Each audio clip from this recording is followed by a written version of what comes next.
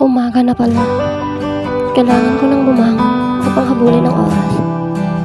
Ganito palagi ang senaryo sa araw-araw. Gigising ako ng maaga, magtatrabaho hanggang hapon, minsan overtime pa. Habang nakaupo ako sa loob ng jeep, napapaisip ako kung okay lang kaya na hindi na bumaba. Naisip ko lang, bakit kailangan pang bumaba kung pwede namang tumuloy na lang sa biyahe? Bakit pa kailangang pumara kung pwede namang wag na lang? Parang gusto ko na lang magpatuloy ang biyahe, yung diretso lang at wag nang lumiko. Ayaw ko na kasing bumaba, ayaw ko na rin pumara. Ayaw ko pagkatapos ng mahabang biyahe, babalik ako sa punto kung saan nagsimula ang lahat ng ito. Saan ba dapat ako pupunta?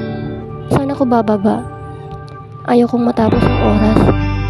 Ayaw kong pumunta sa aking destinasyon. Pero, bahala na. Sa ayaw sa gusto ko, kailangan ko pa rin pumara. Kailangan ko pa rin bumaba upang matagpuan ko ang tunay na kahulugan ng saya.